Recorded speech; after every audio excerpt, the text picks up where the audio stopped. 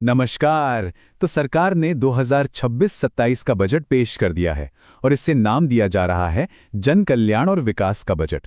चलिए जरा गहराई से देखते हैं कि इन घोषणाओं का हमारी आपकी जिंदगी पर आखिर असर क्या पड़ने वाला है। मीडिया में तो सुर्खियां कुछ ऐसी ही चल रही हैं, बड़ा धमाका। और ऐसा कहा भी क्यों न जाए, क्योंकि इस बार स्वास्थ्य, शिक्षा, निवेश और इंफ्रास्ट्रक्चर पर कुछ वाकई में ऐतिहासिक ऐलान हुए हैं। ये वो फैसले हैं जिनमें देश की दिशा तय करने का दम है। देखिए, अगर इस पूरे बजट को सिर्फ 3 शब्दों में समेटना हो तो वो है विकास, राहत और सुधार।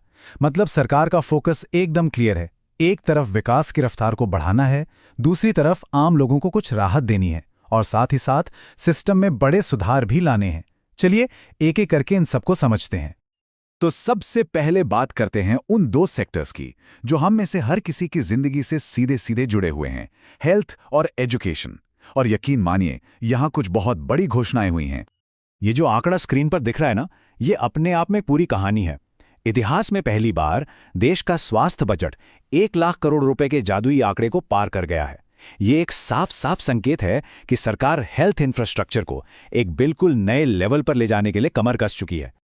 तो सवाल उठता है कि भाई इतना सारा पैसा जाएगा कहाँ? देखिए, प्लान बहुत बड़ा है।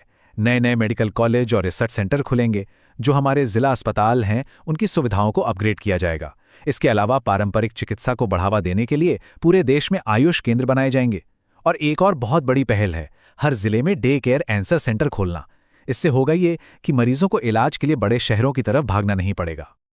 और हाँ, एक और बहुत ही महत्वपूर्ण बात, दवाओं और मेडिकल उपकरणों के मामले में आत्मनिर्भरता।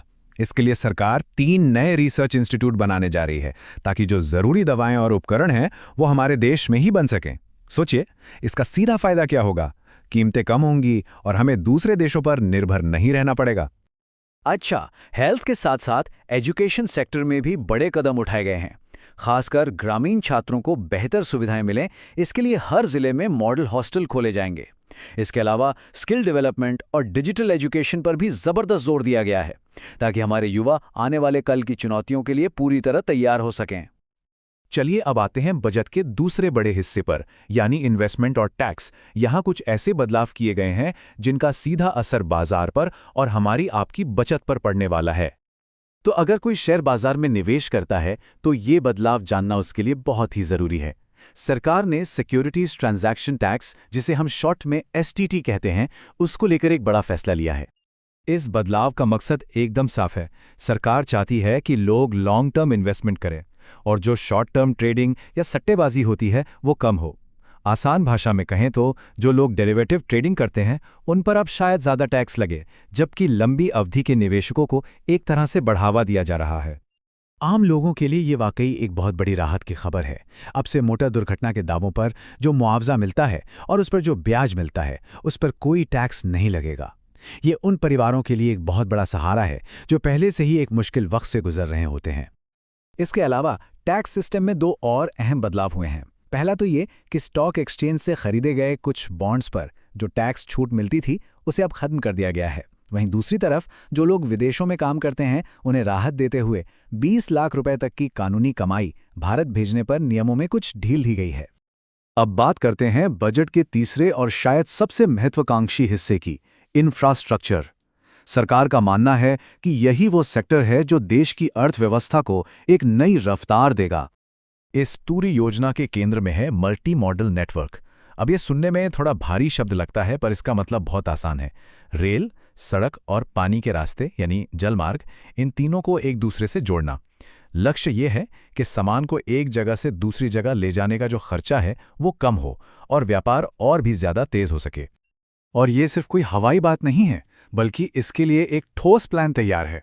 इसमें 7 नए हाई स्पीड रेल कॉरिडोर बनाना शामिल है, 20 नए राष्ट्रीय जलमार्ग विकसित करना शामिल है और इन सबको मिलाकर एक ऐसा इंटीग्रेटेड ट्रांसपोर्ट सिस्टम बनाना है जो देश की तस्वीर बदल सकता है। ये वाकई में एक गेम चेंजर साबित हो सकता है। तो इस पूरे विश्लेषण का सार क्या निकलता है? कुल मिलाकर देखें तो ये बजट राहत और अवसर के बीच एक बैलेंस बनाने की कोशिश करता हुआ नजर आता है। देखिए, एक तरफ सरकार ने दुर्घटना मुआवजे पर टैक्स माफ करके, ग्रामीण छात्रों के लिए हॉस्टल बनाकर और एनआरआईज को राहत देकर आम लोगों की मदद की है। तो वहीं दूसरी तरफ एसटीटी में बदलाव, इंफ्रास्ट्रक्चर पर जबरदस्त जोर और देश में ही मैन्युफैक्चरिंग को बढ़ावा देने जैसे बड़े आर्थिक सुधार भी किए हैं। लेकिन देखिए, सबसे जरूरी बात तो अब शुरू होती है। अब सारा ध्यान घोषणाओं से हटकर उन्हें जमीन पर उतारने पर होगा, क्योंकि इन बड़े बड़े वादों को हकीकत में बदलना ही असली चुनौती है और इसी पर देश की तरक्की निर्भर करेगी। तो अब सवाल यह है कि इस बजट की कौन सी घोषणा सबसे ज्यादा असरदार लगी?